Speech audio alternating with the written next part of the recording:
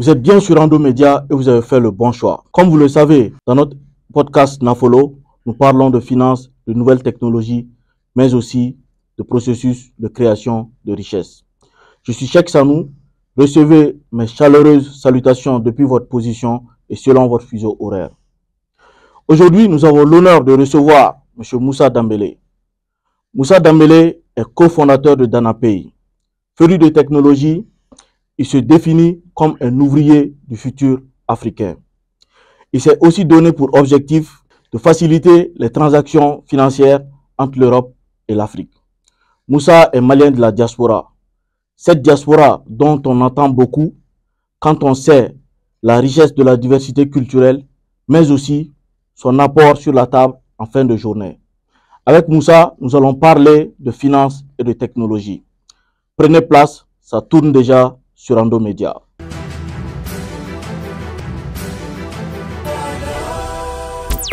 Bonjour M. Dambélé. Bonjour M. Sanou. Vous êtes malien de la diaspora et vous faites partie de cette jeunesse qui fait bouger la ligne. Mais avant tout propos, qui est M. Dambélé? Alors, je me présente, je suis Moussa, Okay. Moussa Dambélé, Oui. donc malien. Oui. J'ai vécu, on va dire, toute ma vie à l'étranger. Okay. C'est une faiblesse, on peut le dire, mais c'est aussi une richesse. C'est-à-dire Oui. Moussa, c'est quelqu'un qui a multiculturalité de nature, parce que je suis né au Gabon. C'est ça. Donc j'ai fait 20 ans au Gabon. Oui. Et ensuite, après ma classe prépa, je suis allé faire 20 ans en France. Okay. Voilà. Donc, entre-temps, je faisais beaucoup d'allers-retours avec le Mali. Donc, j'ai gardé mon ADN malien et surtout mon amour du Mali. Okay. Voilà. Et mon africanité aussi, mon amour de l'Afrique. C'est ça. Et ça a drivé ces dernières années de ma vie, Okay. où je me suis consacré vraiment à développer quelque chose Oui. qui crée réellement de la valeur et de la richesse Okay. au peuple malien, mais aussi à l'ensemble des Africains. C'est Voilà. ça. Danapay, c'est bien ça. C'est ça, Vous avez cofondé Danapay avec un autre Dambélé. exactement. Est-ce une histoire de famille? Non, c'est pas une histoire de famille, mais c'est tout comme. Okay. Bon, déjà, on est tous maliens. Donc, Okay. on est frères déjà du fait d'être maliens. C'est ça. On est Dambélé. Oui. Bon, aujourd'hui, c'est tout comme on est frères parce que on a nourri ensemble Okay. une ambition. Oui. Et Dieu merci, on a pu mener le combat ensemble. Okay. Et donc, quoi qu'il en soit, voilà, c'est une fraternité qui est là, qui a permis de mettre tout ça en place. Ok. Voilà. Vous pouvez me dire à quelle date vous avez créé exactement Danapay? Alors, Danapay, c'est une longue histoire. On a commencé en 2017. Ok. Donc, comme on a eu une phase de recherche et développement qui a été assez longue, il fallait étudier pas mal de marchés, il fallait étudier la technologie, il fallait voir, parce qu'à l'époque, comme vous le savez, on utilise la blockchain. Donc, la blockchain était naissante, donc il fallait comprendre un peu les tenants aboutissants pour arriver à sortir un produit. Donc, c'est en 2020 Okay. qu'on a lancé le produit Danapay. Ok. L'entreprise créée en 2007, mais 2020, on a lancé le produit. Ok. Voilà. Quelle est la zone de couverture en émission et en réception de Danapay? Voilà. Donc, déjà, Danapay, aujourd'hui, on a dans notre, on a une particularité, c'est que on n'est pas simplement déjà un opérateur de transfert d'argent. Ok. C'est important de le souligner, Ok. parce que dans notre façon de voir, on s'est dit qu'il fallait qu'on construise quelque chose qui Oui. permette réellement de fluidifier les flux de transactions avec l'Afrique, Ok. ce qui est un gros problème. Oui. Donc maintenant, le transfert d'argent n'est qu'une opportunité pour nous de développer cette infrastructure-là. Okay. Et donc aujourd'hui, effectivement, avec le produit de transfert d'argent Danapay, Oui. on couvre, on fait les flux de l'Europe, donc toute la zone euro, zone CEPA, Okay. vers le Mali, le Sénégal, la Côte d'Ivoire, le Bénin, le Togo, le Cameroun. Et Okay. d'ici quelques mois, je dirais quelques semaines, Okay. on compte couvrir toute la région Afrique centrale. Okay. Voilà, donc en gros, on va couvrir toute la zone CFA d'ici la fin de l'année. Okay. En tout cas. Est-ce que les réceptions se font seulement en Afrique ou bien en Afrique aussi on a la possibilité de faire des émissions de transfert? Bonne question. En fait, aujourd'hui, cette partie-là, elle est encore en expérimentation. Okay. Parce que faire sortir de la devise, on est très soumis à la réglementation du change. Okay. Donc, il faut faire les choses proprement. Okay. Là, aujourd'hui, on est surtout sur l'aspect, on va dire, technicité, c'est-à-dire comment on peut faire circuler les fonds efficacement cette fois-ci de l'Afrique vers l'international. Quand je dis efficacement, il faut bien prendre en compte le fait que les coûts doivent être raisonnables. Oui. Parce que si un professionnel vient voir DanaPay pour dire, bon, OK, je vais envoyer de l'argent à Dubaï ou en Turquie, il ne faut pas que le prix qu'on propose soit plus cher que s'il va au grand marché. Sinon, tout de suite, il ira au grand marché. C'est bien ça. Donc, c'est tout ça qu'on est en train de c'est tout ça qu'on est en train de travailler et mettre en place. Donc, aujourd'hui, on est principalement dans le sens Europe vers Afrique, expérimentalement dans le sens Afrique vers le reste du monde. Et on espère qu'officiellement, d'ici courant 2024, on pourra vraiment lancer ce corridor-là. C'est déjà une bonne chose, parce que nous, on attend beaucoup de la diaspora. C'est ça, exactement. Vous avez démocratisé le transfert d'argent et vous le faites grâce à cette technologie qui est la blockchain. Vous pouvez nous en dire plus sur la blockchain? Bien sûr. En fait, la blockchain est venue, comment dirais-je, simplifier ce qui était, on va dire, ou du moins rendre accessible ce qui était inaccessible. C'est-à-dire qu'aujourd'hui, lorsqu'on veut faire circuler de l'argent, par exemple de l'Europe vers l'Afrique, ben aujourd'hui, tu es obligé de passer soit par un opérateur de transfert d'argent qui lui-même passe par une banque, ou soit tu passes par une banque.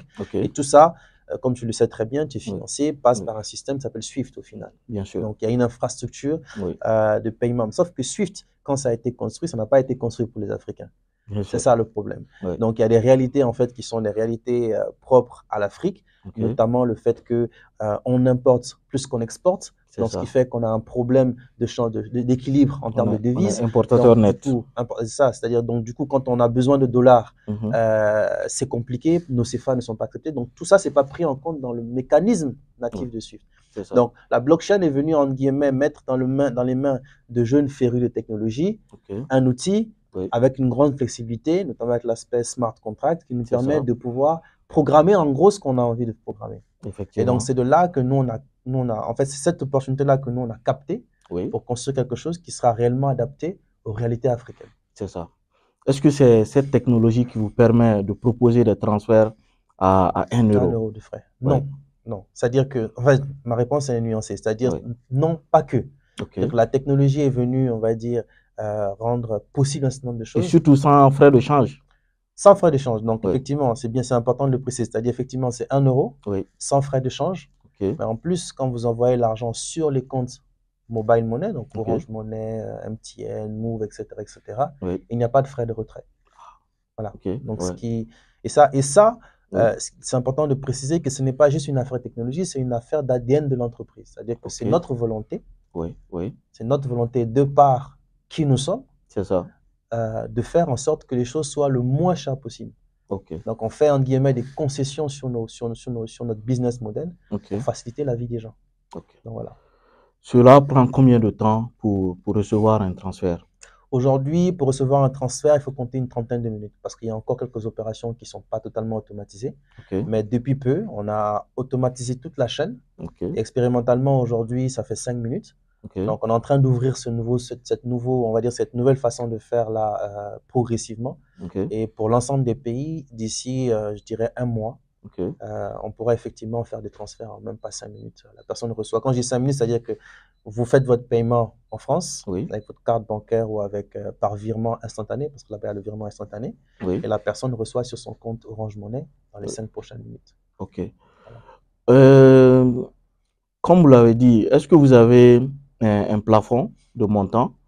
Et selon le plafond, est-ce que c'est toujours 30 minutes ou bien c'est la même chose à partir du moment où nous on reçoit l'argent. On est toujours dans les mêmes ordres de grandeur. En termes de plafond, il faut comprendre aussi une chose importante, c'est que dans DanaPay, il y a une partie particulière où je vais transférer de l'argent à un frère. Et il y a une partie professionnelle.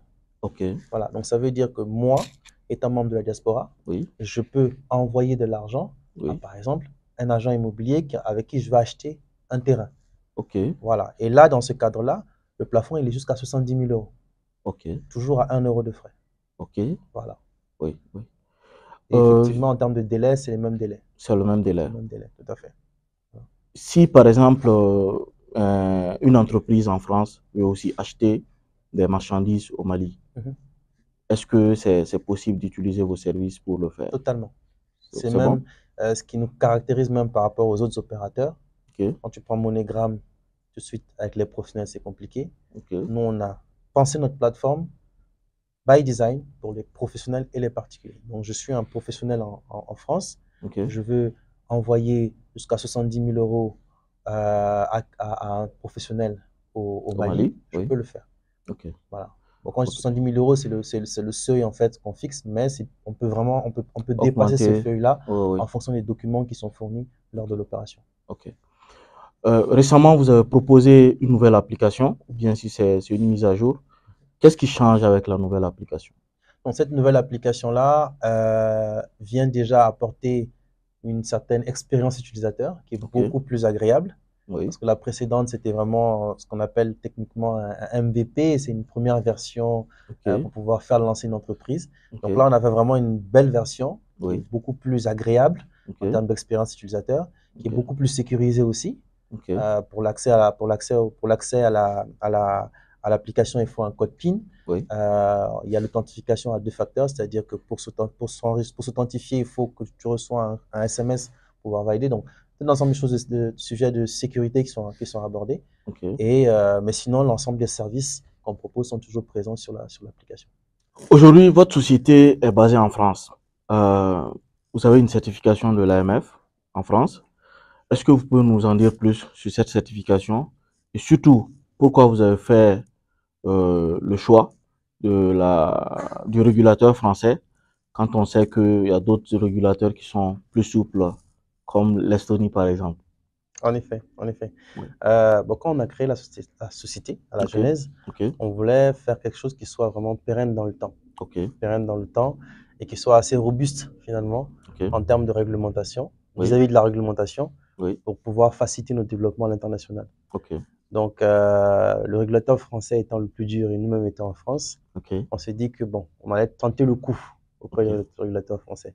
Bon, après, l'autre point assez important, c'est que nous, on évolue dans la blockchain ok, et que, fini, on n'avait pas beaucoup d'alternatives. C'est-à-dire que la France, ok, avec le PSAN, oui, a été le premier régulateur mhm. en Europe à mettre en place une vraie réglementation sur la Sur structure la de la blockchain. blockchain. C'est ça. Ok, Et donc, du coup, nous, on s'est dit, bon, on aurait pu simplement délocaliser aussi, hein. ok, Mais on s'est dit, non, on va faire on va relever le challenge. c'est Donc, ça. pour nous, c'était aussi comment dirais-je, quelque chose d'assez important parce que, étant des fondateurs africains, Oui, il fallait apporter une certaine crédibilité. oui, Parce que malheureusement, c'est culturel. Malheureusement, quand oui, on a quelque chose qui est fait par des Africains, même dans nos communautés, souvent c'est perçu comme un petit projet. Et c'est quelque chose, voilà. Mais voilà, donc il fallait qu'on marque le coup. Ça nous a pris 1 an. Donc on a stoppé les activités on a fait juste, on a fait, sur toute l'année 2021, on a stoppé les activités. On s'est ok, concentré sur l'obtention de cet agrément-là. c'est ça. Voilà. C'est ça. Quand même, je vous félicite parce que Merci. j'ai eu l'occasion de le vérifier sur le D'accord. site de De l'AMF. l'AMF, tout à fait. Pour vous, comme vous l'avez dit, la France a été l'un des premiers pays à réglementer la blockchain. Pour vous, dans notre zone, UOMOA, Mhm. pour vous, qu'est-ce qu'on peut faire pour aller vers la réglementation de la blockchain? Bon, je pense que il y a déjà des choses qui sont en cours parce que Ok, moi j'ai discuté déjà avec la Banque centrale ok, sur ce sujet-là ok, et il y a effectivement des choses qui sont en cours. Malheureusement, c'est lent. ok, C'est lent, ça va pas assez vite. Bon, je pense en tout cas que l'urgence, ok, ça ne nous concerne pas nous directement, mais l'urgence, c'est surtout de proposer une régulation qui permet déjà de protéger les consommateurs. ok, Parce qu'on a effectivement vu qu'il y a eu beaucoup d'arnaques. effectivement, Et s'il n'y a pas de réglementation sur ces sujets-là, en fait, ça va faciliter, déjà, ça va ternir ok, l'image de la de technologie, alors qu'en cette fait, la technologie, technologie. ce n'est qu'un outil. Ça dépend Effectivement, de celui qui l'utilise et dans quel contexte on l'utilise. bien sûr, Donc là, bien on sûr. doit créer un cadre et un contexte qui va permettre à ce que Oui, les gens, quand ils accèdent à ces nouveaux services-là, qui sont de toute façon là, on ne ok, peut pas les enlever, c'est vrai, c'est c'est vrai. via Internet. Oui, Donc, il faut créer un cadre pour pouvoir le faire. Donc ça, c'est à mon sens l'une des premières orientations que doit prendre le régulateur. Après, oui, la technologie vient aussi ouvrir de nouvelles portes, de nouvelles opportunités, de nouvelles possibilités. effectivement, Avec des petits génies, des petits ingénieurs, des petits informaticiens. Donc, ça va ouvrir des brèches oui, qui font que, bon, à l'époque, par exemple, je donne un exemple. Aujourd'hui, il y a 10 ans, si tu veux copier un service Orange Money, tu mhm, peux pas, c'est compliqué. oui, oui, oui, Bon, avec la blockchain, tu peux faire un Orange Money bis. effectivement, Voilà, tu peux faire effectivement, un Orange Money bis. c'est Donc, bien il ça. suffit que quelqu'un s'y mette Oui, pour le faire. Bon, maintenant, comment tu vas l'arrêter? C'est compliqué parce que tout passe par Internet. Effectivement, Donc, s'il c'est n'y a vrai. pas un cadre Oui. pour pouvoir justement réguler tout ça, en fait, la technologie va trop dévancer la réglementation. C'est ça. Et ça va créer trop de désordre. C'est bien ça. Voilà. Bien ça. De façon globale, en dehors des défis technologiques, quels a été vraiment vos défis quand vous avez décidé de créer Dana Pay? Bon, le premier défi, c'était les réglementaires, clairement. Ok, ok, Parce qu'en fait, l'une des grosses difficultés qu'on a eues, c'est que nous, contrairement à d'autres entreprises, quand nous, on voulait ouvrir un compte bancaire ok, en Europe, hein, oui, ça nous a pris 6 mois pour avoir un compte bancaire. ouais, Voilà. On a fait le tour de plein de banques, mais dès que tu parles de crypto blockchain, ah non, on ne fait pas ça. Donc, le défi réglementaire a été très compliqué, que ce soit auprès des banques partenaires, auprès des autres institutions partenaires. Enfin, bref, tout notre écosystème de partenariat, on l'a construit dans le temps. ok, Mais pour arriver à là où on est aujourd'hui, ça a été compliqué parce que il y avait une vraie crise, enfin une vraie crise de confiance ok, du fait qu'il n'y avait pas de réglementation au début. Donc, quand il y a eu la réglementation, ça s'installe petit à petit. On nous ouvre de plus en plus de portes. ok, Mais ce n'est pas simple. Ça, c'est vraiment le premier défi. Après, le deuxième défi, il est tout simplement un défi business. c'est ça. Parce qu'arriver dans un secteur déjà qui est rempli de beaucoup de concurrents Oui, et arriver à proposer un service, commencer à avoir des clients, se développer, ça ok, n'est pas simple. Ce n'est ok, pas simple. Donc, il a fallu faire preuve de beaucoup d'imagination oui, euh, pour pouvoir arriver à trouver notre place, en fait, ok. dans Vous, l'écosystème. vous n'avez pas eu de défi de financement de vos Ah, si, activités? si. Le défi du financement, d'ailleurs, ça, c'est un sujet très intéressant parce que Ok, c'est un défi que connaît tout jeune entrepreneur, bien sûr. clairement. Bon, maintenant, comment surmonter ces défis-là? Encore une fois, il faut faire preuve d'imagination. Nous, notre imagination, enfin, notre imagination, ce qu'on a fait, ce qu'on a mis en place, c'est qu'on a contacté quasiment 6000 personnes sur Ouais, LinkedIn, ok, des membres de la diaspora ouais, sur LinkedIn. c'est ça. Et heureusement, ça nous a permis de faire une deuxième. La toute première levée de fonds, on l'a faite avec les gens de la diaspora, mais de Oui, bouche à oreille. ok, C'est la toute première levée de fonds. Après la deuxième levée de fonds, on a contacté ces 6000 personnes-là sur LinkedIn. À l'époque, c'était possible. Hein. ok, À l'époque, c'était possible. LinkedIn a été assez ouvert et tu ouais, pouvais ouais, lancer ouais, des petits bots c'est qui ça. vont contacter les gens. Oui, Donc, on avait mis ça en place. ok, Et effectivement, ça nous a permis de passer le cap. À l'époque, on a pu lever 100 000 euros comme ça, grâce à wow, ces techniques-là. ouais, Aujourd'hui, ce ouais, n'est plus ouais. possible, malheureusement. Avant, c'était possible.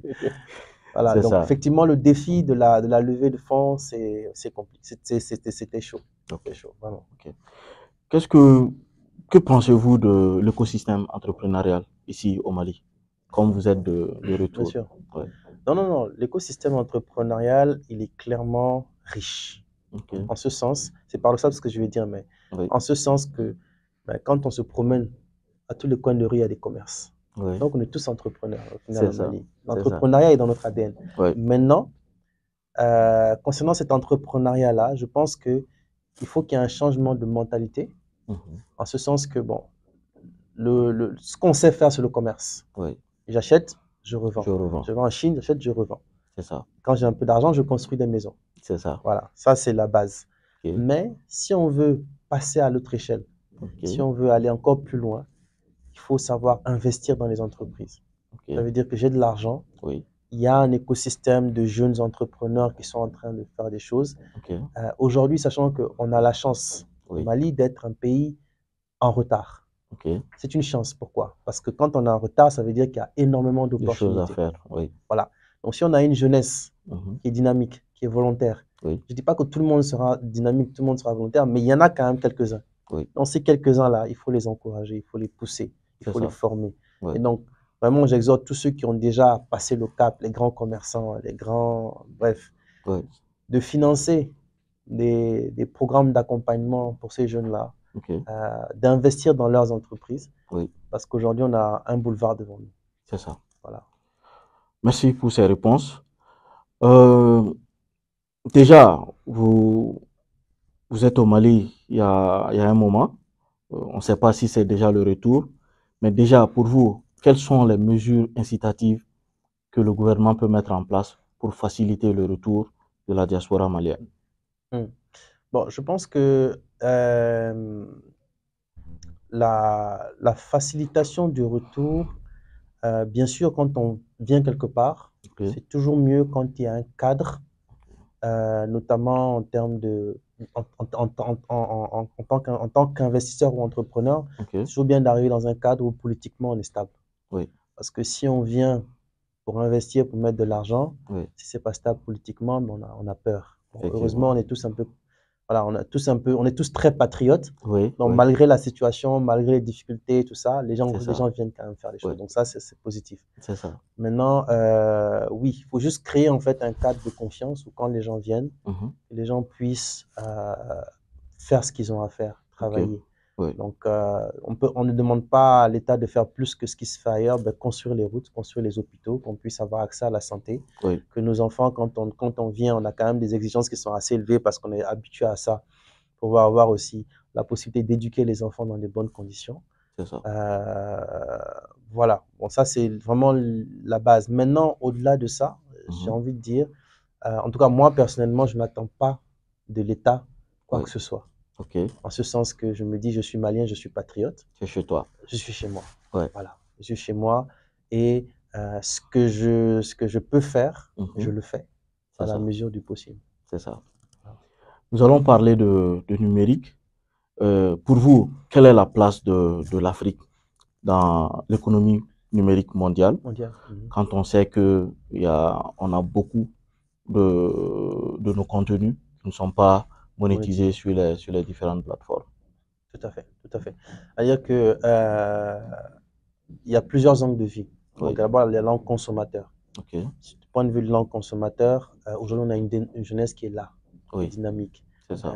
une population ultra jeune, Oui. qui est de plus en plus férue de technologie. Ok. Donc, en fait, c'est une opportunité pour nous, Oui. déjà, d'apporter des solutions pour pouvoir faire en sorte, enfin, quand je dis d'apporter, c'est-à-dire que d'innover Oui. pour pouvoir, nous aussi, C'est ça. profiter de cette manne, entre guillemets. Parce que ce qui se passe, enfin, je dirais pas malheureusement, mais aujourd'hui, TikTok aujourd'hui profite de la jeunesse africaine. Bien sûr. Et comme Bien tu le sûr. dis si bien, en Oui. contrepartie, on n'a pas quelque chose. Ils Alors ont, que si ils ont TikTok rien. nous appartenait, Oui. ben, on en profiterait, mais en plus, ceux qui créent des contenus, on allait les payer. Effectivement. Donc voilà, donc Effectivement. ça veut dire quoi? Ça veut dire simplement qu'il y a une belle opportunité qui est là, Oui.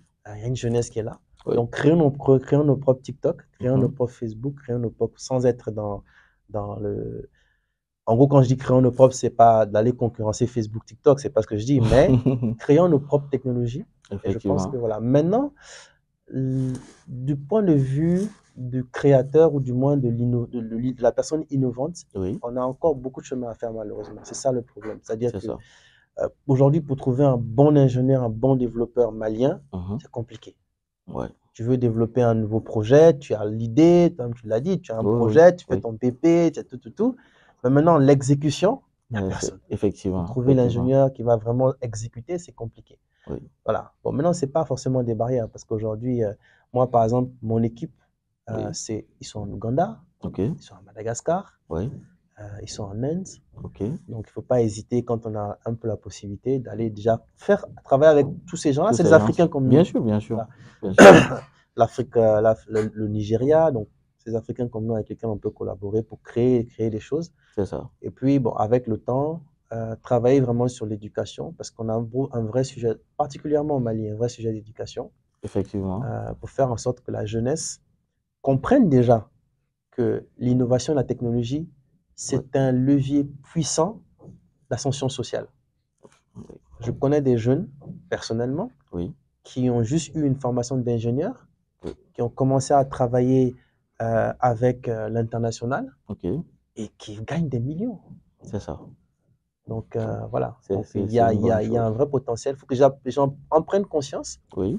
et que nous qui sommes, entre guillemets, je dirais pas précurseurs, mais Mhm. que nous, on soit, entre guillemets, une source de motivation pour ces jeunes-là qui se disent, ah bon, voilà, c'est des Dembélés, c'est des Maliens, ils ont réussi à le faire.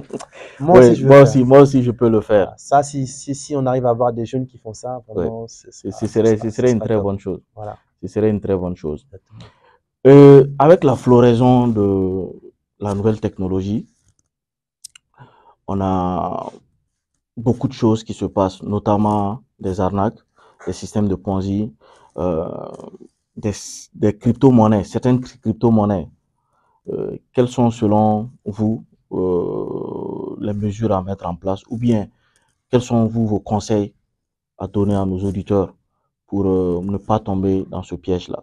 Tout à fait. Bon, déjà, le premier conseil qu'on dit classiquement en finance, c'est n'investir que ce que tu es prêt à perdre.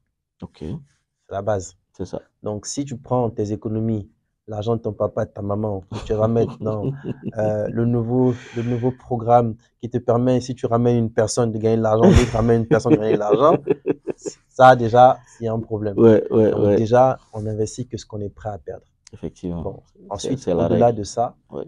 il faut toujours prendre le temps, et malheureusement, c'est ça qui manque, de s'informer. Ok, C'est-à-dire qu'il y a un nouveau programme qui vient d'arriver, ok, c'est intéressant, c'est quoi le business model, comment il fonctionne, qui est derrière, etc., etc. Prendre le temps vraiment de s'informer avant de s'engager sur un projet technologique.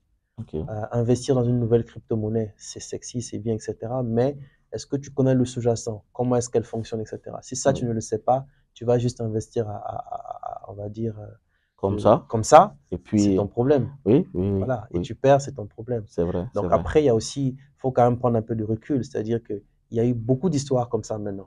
Ok. Il y a eu beaucoup d'histoires. On a vu des histoires en Côte d'Ivoire, au Bénin, au Togo, même au Mali, il y Au a eu des Mali, histoires. oui, bien sûr. Voilà, On donc a eu c'est-à-dire beaucoup de qu'il cas. y a eu beaucoup de cas. Donc du Ouais, coup, quand maintenant quelqu'un vient proposer quelque chose, ouais, il faut d'abord être méfiant avant de s'engager. c'est vrai. Donc c'est juste du bon sens au final. Oui, surtout avec OpenAI, on a ouvert beaucoup d'œil. C'est ça, exactement, exactement. Voilà. C'est bien Donc, ça, c'est bien ça. Vous, vous l'avez dit, en tant que précurseur de cette nouvelle technologie, la blockchain, elle est pratiquement inconnue en Afrique, au Mali. Qu'est-ce que vous prévoyez en dehors de Danapay? Qu'est-ce que vous prévoyez pour vraiment rendre accessible cette technologie-là à tout le monde? Par exemple, je prends l'exemple sur le Sénégal où ça bouge un peu. Ils sont en décembre, ils vont organiser la deuxième édition de Bitcoin Day. Je ne sais pas si c'est un événement que tu connais ou si tu as déjà j'ai participé. entendu parler, mais jamais participé. Ok. Est-ce que vous avez des projets comme ça Mhm. pour vraiment rendre accessible ces nouvelles technologies? Nouvelle technologie. Oui.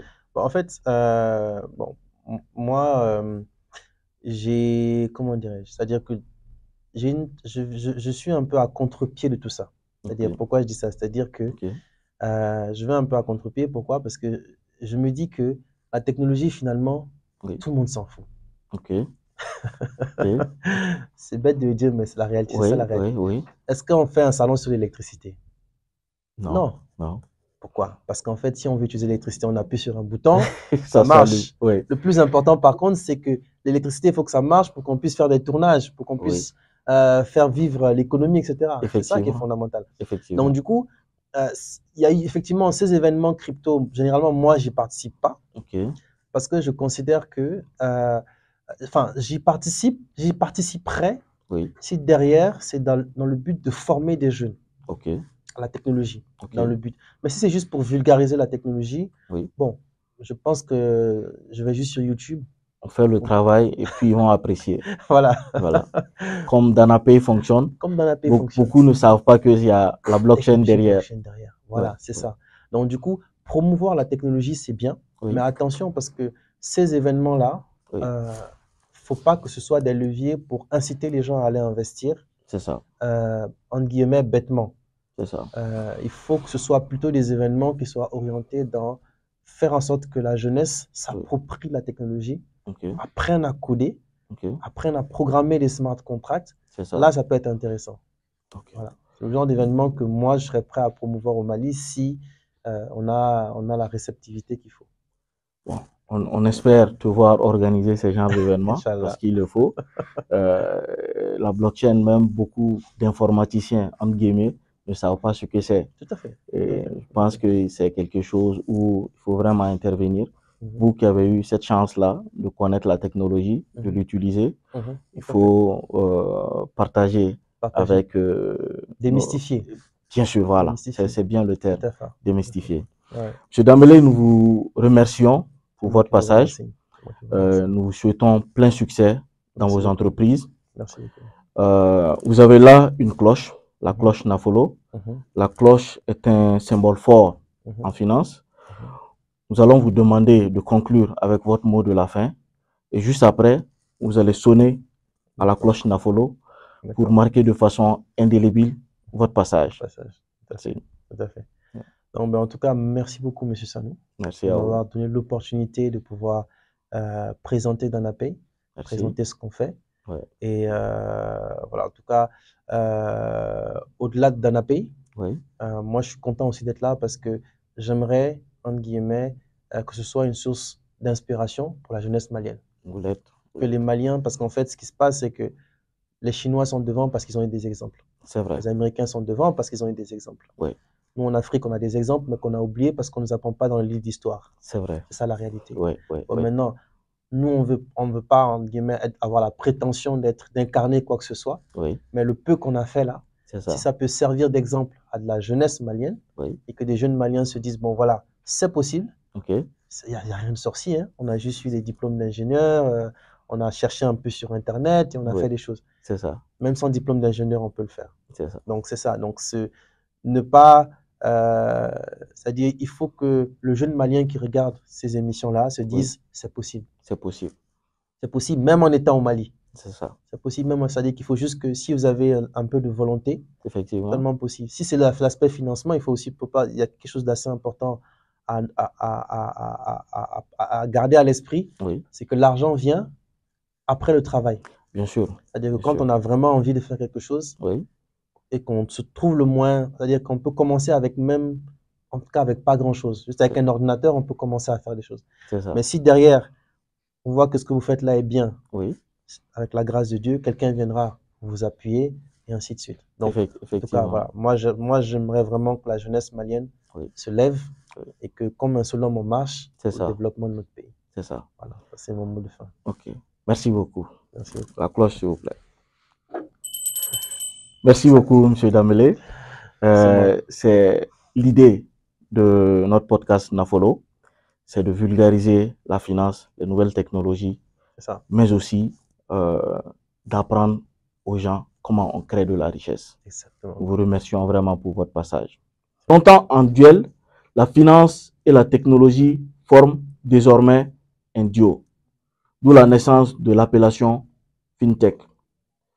En décembre 2022, le président de la BAD, M. Adesina, déclarait que la diaspora africaine représentait le plus grand bailleur de fonds en Afrique. En hausse et stable, le président Adesina voyait en ces transferts de fonds une garantie pour le financement de l'économie africaine. Notre invité en est l'un des principaux acteurs. Tout au long de notre podcast, il nous a démontré sa résilience face à l'adversité entrepreneuriale, mais aussi sa volonté d'aller encore plus loin. Merci d'être resté jusqu'à la fin. À très bientôt.